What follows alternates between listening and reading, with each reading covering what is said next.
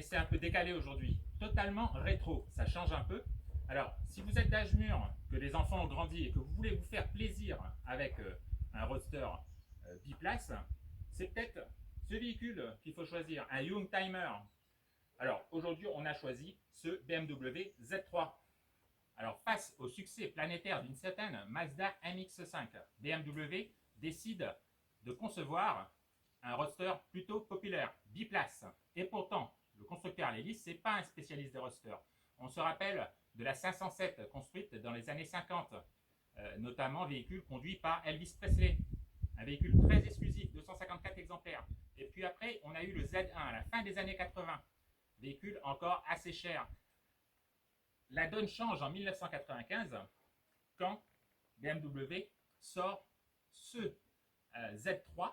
Alors Z3 qui a été proposé à la base avec des 4 cylindres, un 1,9 litre de 140 chevaux, et puis même un an plus tard, un 1,8 litre de 115 chevaux. Mais tradition oblige, BMW se devait de proposer un 600 lignes. Donc le premier qui était installé, c'est le 2,8 litres avec le bloc M52 B28 de 192 chevaux. Puis après, il y a eu une évolution avec le M52 TU B28 de 193 chevaux. C'est celui-là qu'on a aujourd'hui à l'essai.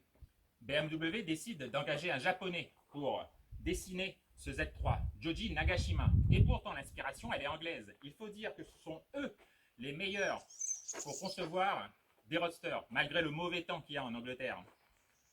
On a donc ce capot qui mord sur l'aile avant. On a ces ouïes qui rappellent la type 507.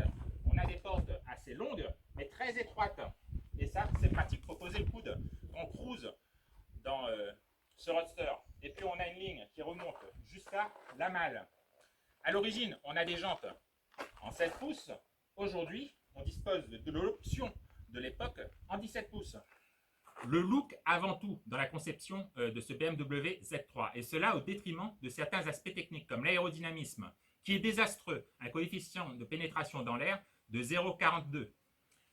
Peu importe, on avait ce long capot bombé avec les deux rainures qui vont fondre dans la calandre avec le double haricot. On a des feux qui sont longilignes. Sur cette version 6 cylindres, on a une entrée d'air un peu plus volumineuse. Et on dispose de cette lame avant. La partie arrière est pas mal non plus, c'est assez simple. On a cette malle qui est plutôt fine, on a des feux assez carrés, et puis on a ce bouclier typé biodesign, tout en rondeur, très populaire dans les années 90.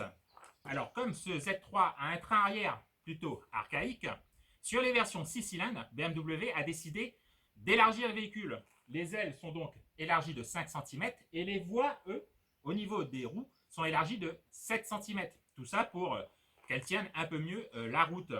Et on a sur ce 6 cylindres la double canule d'échappement.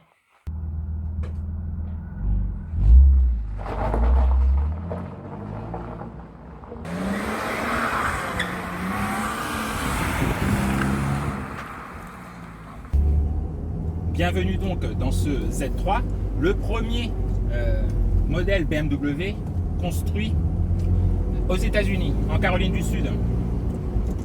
Alors, on a une finition qui n'est pas exceptionnelle, mais on vous rappelle que ça devait être un véhicule populaire à la base. On a tout de même des touches de cuir, et puis les plastiques, ils me paraissent très solides. On a cette console centrale typée bois, et j'aime bien la teinte des cuirs en marron clair. Donc on peut dire qu'il vieillit bien dans le temps, ce Z3.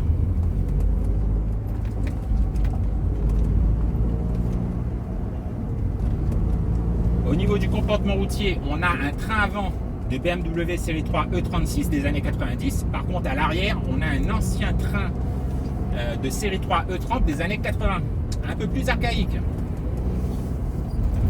Ça fait qu'on a un train avant qui engage très très bien, imperturbable, mais par contre un popotin extrêmement joueur.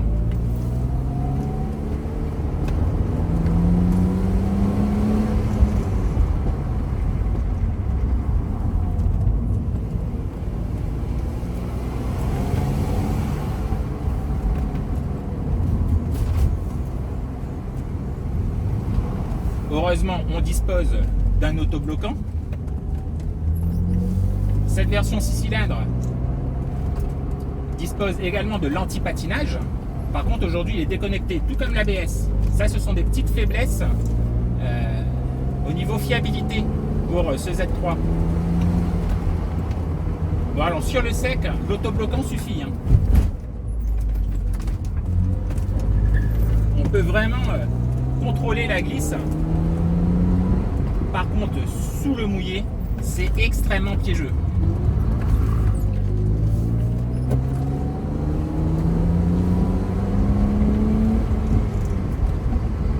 Là, il faudra avoir des talents de pilote.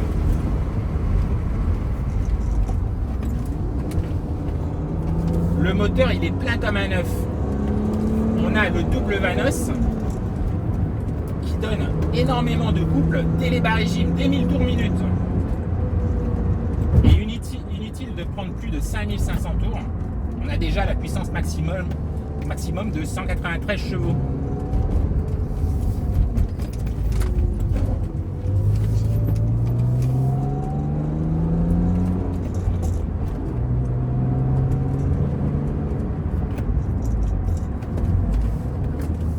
On a ce son, le son du 6 en ligne, qu'on apprécie particulièrement. Les passionnés ils pourront même l'équiper d'un silencieux ou alors carrément d'une ligne inox. Mais il procure un agrément de conduite permanent, même en cruisant, même en roulant en mode de balade. C'est vraiment très très sympathique.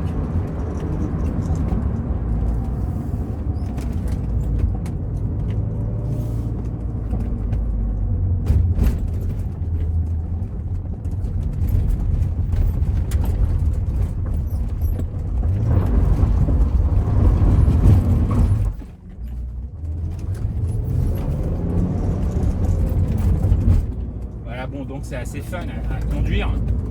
Dès qu'on veut la faire glisser, elle vient.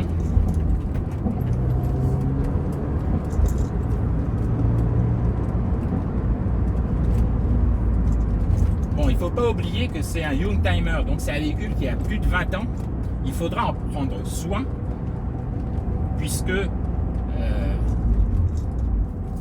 il sera moins fiable qu'un véhicule récent. Ça demande un entretien régulier. Alors, le 6 cylindres en ligne, il est pratiquement increvable. Une petite vidange tous les 10 000 km, ça va suffire. Mais ensuite, on a tout ce qui est cylinder block, pont arrière, la boîte de vitesse, tout ce qui est système électronique. Et puis quelques faiblesses typiques du Z3 comme les glissières de siège. Mais dans l'ensemble, c'est pas très cher à entretenir puisque les pièces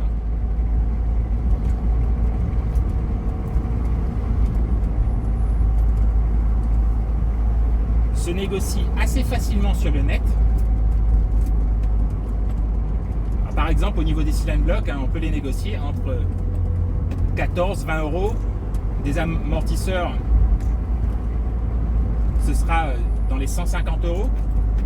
Et puis on a des pneus de 17 pouces, pas excessivement chers, je dirais.